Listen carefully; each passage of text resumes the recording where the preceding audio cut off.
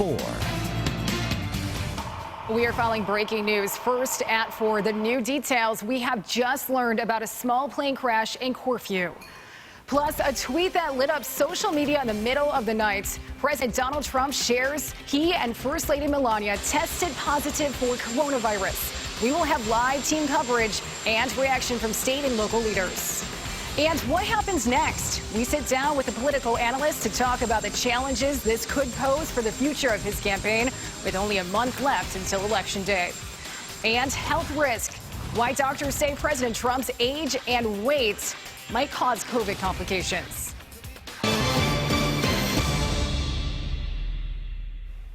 Well, right now at 4, we are following developing news that President Trump and First Lady Melania Trump have tested positive for COVID-19. The president made that announcement on Twitter overnight. The first couple was tested after one of the president's closest advisors, Hope Hicks, tested positive. The White House says the president and First Lady both have mild symptoms. Now, we'll get to that more in just a couple of minutes. But first, right now, we want to get to some breaking news right here in Western New York. A source tells us a plane that crashed a few hours ago in Genesee County belongs to prominent attorney Steve Barnes. Our News 4's Erica Brecker is at the scene right now working to find out what happened and who was on board. Erica. Christy, our newest information right now is that just minutes ago, the sheriff confirmed that there is one male and one female victim, so a total of 2 people. And the sheriff says he does not believe there are any other people nor any survivors. Again, that is the preliminary information: 2 victims, 1 male, 1 female. Now, this happened several hours ago, but still right now there is a heavy first responder presence on scene here in Corfu with the Genesee County Sheriff's Office, local fire departments, and more. The work still being done is concentrated at the back of a field at the edge of the woods, because apparently it's in that wooded area, which is between routes 5 and route 33, where the plane crashed. What we've learned is that late this morning, a small plane called a Cicada TBM 700 left from New Hampshire, headed for Buffalo. The plane never made it, crashing here in Corfu between 11 and noon. Now, the plane is registered to the same address as Celino and Barnes' Main Street Buffalo office, but a credible source tells us the plane is owned by personal injury attorney Steve Barnes, who is also a certified pilot. We want to stress, though, we do not know who was flying the plane, who was on board right now. We have not confirmed any of that, only that there is 1 male and 1 female victim. Here is what the sheriff had to say about the debris field left behind. Well, the debris field is quite large. It's a very wooded area. There is a trail that goes through there that you can probably fit a ATV down or a UTV. But like I say, it's heavily wooded. There is quite a crater that's been into the ground. Pieces of airplane and aircraft spread for hundreds of yards. Boyce Road is the road that goes closest here in Corfu to the site of the plane crash. That is currently closed on both ends of it at Route 5 and Route 33. So this is about as close as we can get to it. You might be able to see a little bit of the scene just over my left shoulder here. Again, that scene, first responders still in the area, still surveying the site of the crash in that wooded area. The sheriff tells us that they will be on scene all night and expect the NTSB to be here to investigate the crash tomorrow. For now, reporting live in Corfu, Erica Brecker, News 4. All right, Erica, very important information, a big update. We appreciate it. And of course, we will continue to follow the very latest on this very developing story on air. Also on our website, it is WIVB.com. All right, turning back to the president and First Lady Melania Trump testing positive for COVID-19. The couple is in quarantine right now at the White House, and their 14-year-old son, Barron, has tested negative. Deborah Alfarone has that story. White House officials say President Trump and First Lady Melania Trump are in good spirits despite displaying mild symptoms hours after testing positive for COVID-19. He is hard at work. We're having to slow him down a little bit. I'm optimistic that he'll have a very quick and speedy recovery. The diagnosis came after one of the president's closest aides, Hope Hicks, tested positive for the virus Wednesday. That's when she began exhibiting symptoms. The chief of staff confirmed the White House had been notified of Hicks' status before the president left for a fundraiser at his New Jersey golf club Thursday. White House operations made the assessment it was safe for the president in consultation with others. Notably, the president kept his distance from reporters during that trip. The president's diagnosis has sidelined him from the campaign trail with only about a month left until Election Day. Meanwhile, the White House says contact tracing efforts are underway for anyone who's come in close contact with White House staff. Vice President Mike Pence's office announced he has tested negative. President Trump's daughter Ivanka and son-in-law Jared Kushner say they've also tested negative. As this virus continues to go on, other people in the White House will certainly have a positive test result, and we've got the mitigation plan in place. 2020 Democratic presidential nominee Joe Biden is campaigning in Michigan after he and his wife Jill announced negative test results Friday. The Bidens were tested due to their proximity to the First Family at Tuesday's debate. In a statement, they sent well wishes to the president and First Lady. Deborah Alfarone, CBS News, the White House. Well, in the meantime, President Trump's Supreme Court nominee tested negative for coronavirus. A White House spokesperson says Barrett is tested every day and is following CDC guidelines. The spokesperson went on to say they plan to move forward with her confirmation process. And we are also continuing to get reaction to the president's announcement. Governor Andrew Cuomo wished President Trump and First Lady Melania a full and speedy recovery during a call with reporters today. The governor says this is proof that no one is immune to COVID, and it also shows just how quickly the virus can spread. This is an insidious enemy that we're facing, and I think it drives home to everyone the message, take this seriously. Governor Cuomo also reminded everyone to wear a mask and to look out for each other. And Representative Tom Reed and U.S. Secretary of Treasury Steven Mnuchin also extended their thoughts and their prayers to the president and First Lady today. The two had a pre-planned conversation via Zoom this morning to talk about the COVID's impact on manufacturing. They both commented on the president's positive results.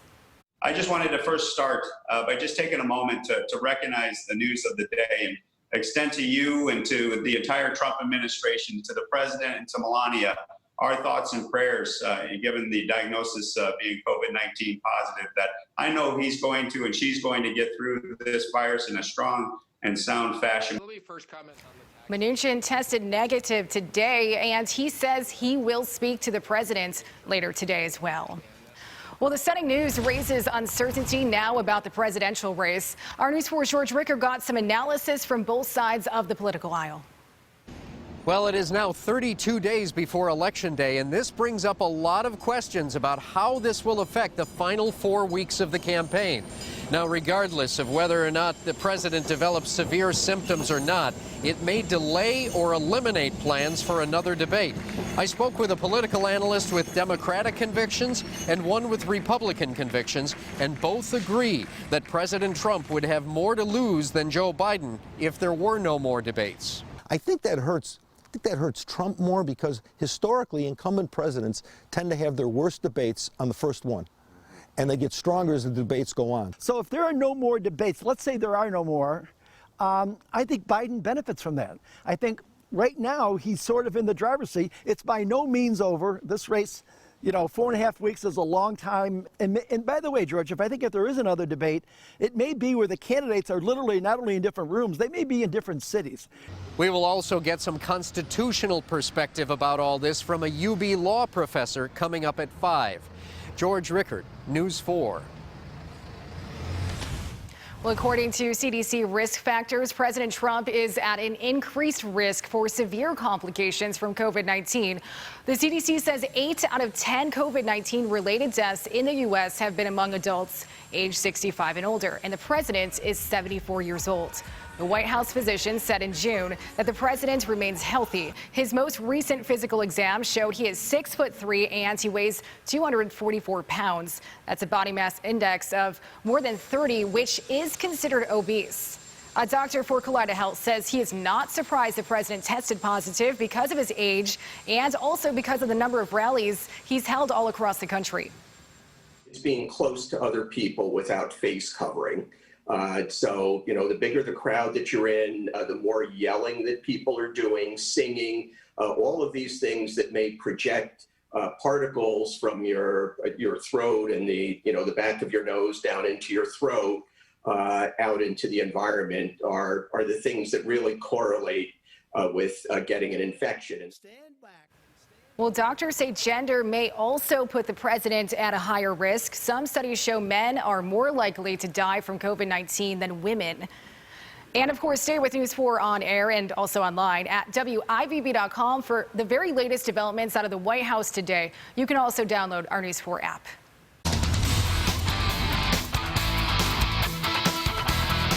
ESPN's Adam Schefter is reporting the Bills-Titans game next week could be in jeopardy if more players in Tennessee test positive for COVID-19. Now, Schefter reports 7 players and 6 other members of the organization now have the virus. Their game against Pittsburgh is postponed this week. It will be played later this season. Now, the Bills are set to play in Tennessee next Sunday at 1 o'clock in the afternoon.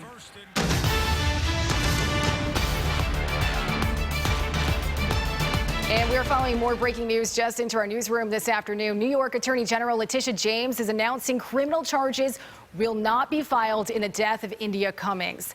The 27-year-old woman died at Buffalo General in 2016 after she spent time at the Erie County Holding Center. The Attorney General says after a nearly 2-year investigation, her office found Cummings' death could not be attributed to anyone who was caring for her when she was in the holding center. James went on to call Cummings' death, quote, a terrible tragedy. And also, Jamestown police need your help this afternoon finding a missing 3-year-old. Take a look at your screen right now. Matt Brown was just last seen just after 2 o'clock today on East 2nd Street. Police say he has a scratch on his lower back and he isn't wearing any shoes. His mom lives in Jamestown and his dad lives in Frewsburg. Anyone with information is asked to call police. And also breaking this afternoon, Rochester's mayor is facing charges related to her 2017 re-election campaign. The Monroe County District Attorney announced the indictment of Mayor Lovely Warren today.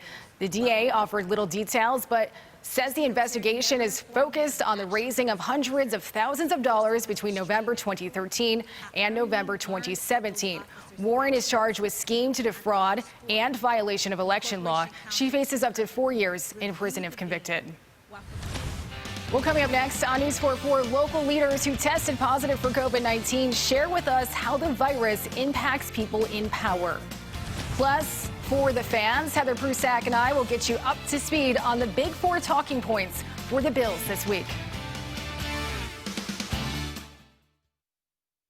At Musso Plumbing, they've been solving plumbing, heating, and cooling problems for over 46 years. So if you have a backed-up sewer, call Musso. Storm lines and drain tile not draining? Call Musso. Furnaces not warming? Call Musso. They do it all. Or visit GoMusso.com. Getting your air ducts thoroughly cleaned takes the trained professionals at Stanley Steamer using the most powerful equipment to get the most powerful results. Our equipment goes deep inside your ducts, removing years of dirt, pet hair, allergens, even dust mites.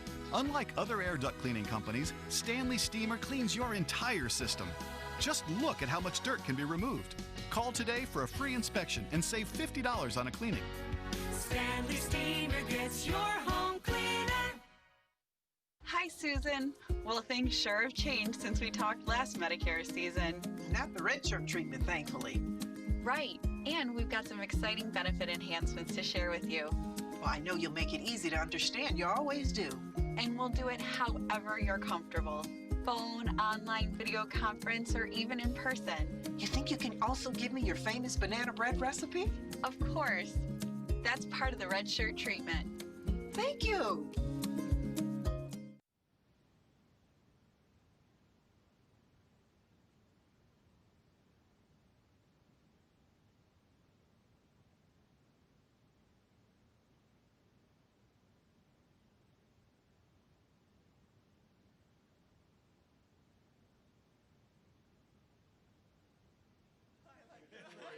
Life doesn't come with closed captions. Get your free hearing assessment before it's too late at Beltone of Western New York.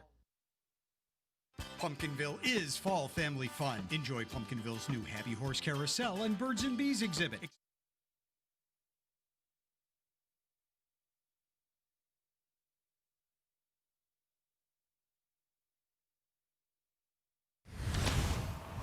All right, we are continuing to follow breaking news out of Genesee County this afternoon. A small plane crashed in the woods near Pembroke earlier today. This is video of that scene. The sheriff there says 2 people were on board, a man and a woman. He says neither survived. And a source tells News 4 the plane was owned by prominent attorney Steve Barnes. A source also says Barnes was on that plane. We, of course, will continue to update you on this story throughout the night as soon as we get more information.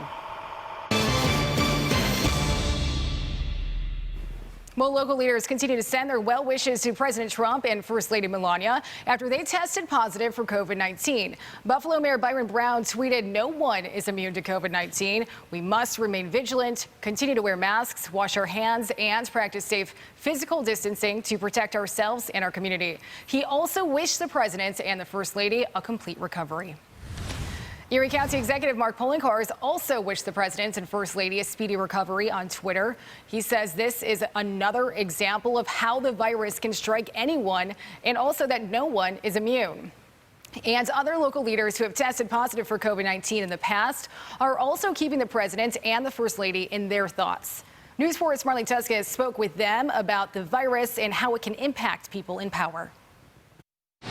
Western New York leaders who have battled against COVID-19 have some advice for the president and First Lady.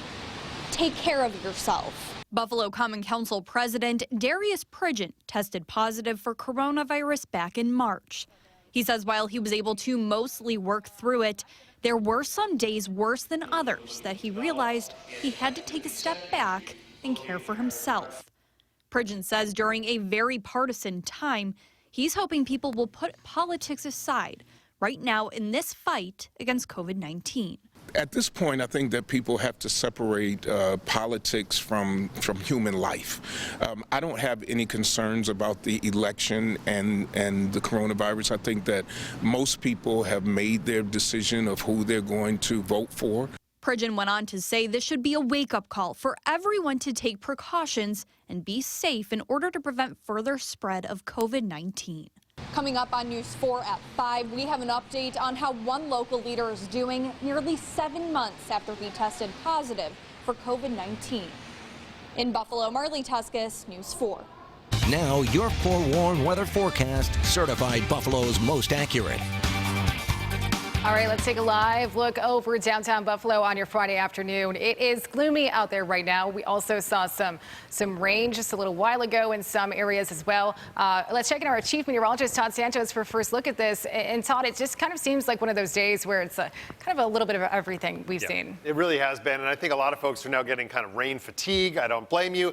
We still have this cold air aloft above the lake, so tonight we're going to continue to deal with some lake effect rain showers, though this weekend high pressure is going to work its way in, and that should kind of limit any rain coverage. We may still find a little patch of drizzle here and there, and I'll talk about it coming up, but I don't expect to see what we've been dealing with for days now. So here's a look at least the satellite and radar on the wider view. And, you know, compared to what it's looked like the last couple of days, we still have some showers and there's still some pockets here and there of heavier rain, but it's not quite what it had looked like, especially down to the south of the lake. So this is mostly now tapping into actually just lake moisture. And you have some of this working its way across into eastern Lake Erie. We still have some showers that are forming over the lake. Some of these actually developed as they rolled towards Dunkirk over the eastern edge of Lake Erie. And there are a couple behind me that have been trying to get going over the last couple of hours, last hour or so, just south of Long Point. So we're still seeing some of this develop. Into the afternoon, certainly this started to shift a little closer toward Buffalo, and we'll deal with these for the evening commute. There will be some localized downpours, so something to keep in mind in the short term. Now, for tonight, we'll still find some of these. And an isolated thunderstorm like that one right here that's rolled towards Dunkirk did produce lightning just about 15 minutes ago as it rolled towards Dunkirk itself. So don't rule that out, even that one near Evans. But as far as coverage is concerned, you'll still see pretty good coverage. There's 8 p.m. tonight, cool temperatures once again, leading into early tomorrow morning.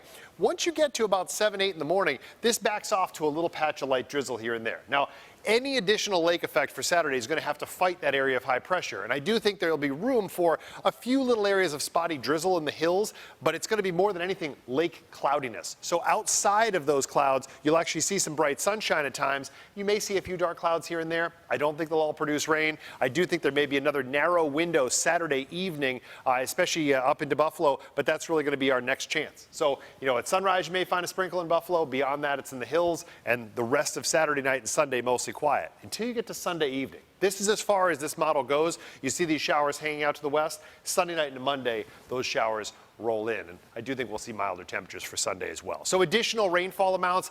Of course, it's raining out there right now. I think 80 to 90% of what you're seeing on here is going to actually fall tonight into early tomorrow morning. And then once we get past 9 a.m. tomorrow, I don't expect to find much of anything else. I mean, there may be a tenth here and there, but I think you'll be talking about hundredths of an inch, if at all, even measurable rain.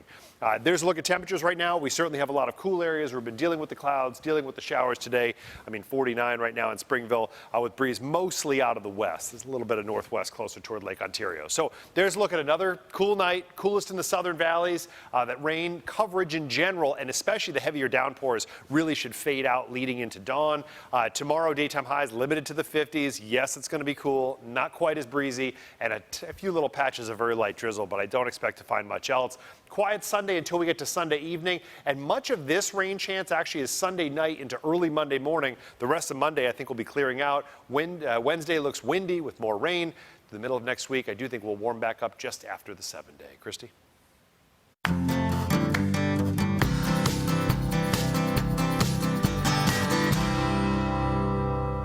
Well, it is time for this week's For the Fans. It's our new segment here on News 4 at 4, where Heather and I keep you in the know with the big four talking points for the Bills this week as we look ahead to this week's game against the Raiders in Las Vegas. And this week we have a lot of COVID talk, so we've got a lot to get to here. Yeah, unfortunately we do, but it's stuff that you got to know for this week and even next week. Absolutely. Let's get you in the know for number one for the fans this week. The big announcement from the Bills this week that there will be no fans in the stands, and they say that's for the foreseeable future. This, of course, was really disappointing for fans, as fans were hoping to be in the stands for the Thursday night game against the Chiefs. That's happening soon. The Bills do say, though, that that's not completely out of the question just yet, but they have to wait to know from the governor, and they're hoping to know that soon. And the governor says that he plans to come to tour our stadium soon to see if we can get fans in safely. Yeah, and I know that, of course, the team wants fans in the stands because they go to places and they see other fans. And, talking to players and coaches this week, of course, they're disappointed that they're not going to have fans soon. Sean McDermott said, there's nothing more they'd like than to have Bills Mafia back in the stands, but he said he respects the decision, and that's just what they have to go with, because really, what else can they do at this point? Absolutely. All right, our number two for the fans this week is no fans in Las Vegas either. This is the first time the team is playing in Vegas, and they also won't find fans there. Nope, no fans there. And this stadium looks absolutely ridiculous. And, so far the Bills have only played in front of fans once this season. That was week 2 in Miami. They've been home the other 2 games. And now they won't see anything in this beautiful stadium there. The Raiders have played there once so far this season. It was a Monday night game against the Saints. Construction started on Allegiant Stadium in November of 2017. And just seeing it on that Monday night game, it looked so cool there. So at least we'll be able to see it on TV. But, of course, nobody in person at that game there as far as a fan perspective. I like at least the behind-the-scenes video. It's really cool. Yeah, it looks incredible. It's really cool. All right, our number 3 for the fans this week as we look ahead to next week's game against Tennessee.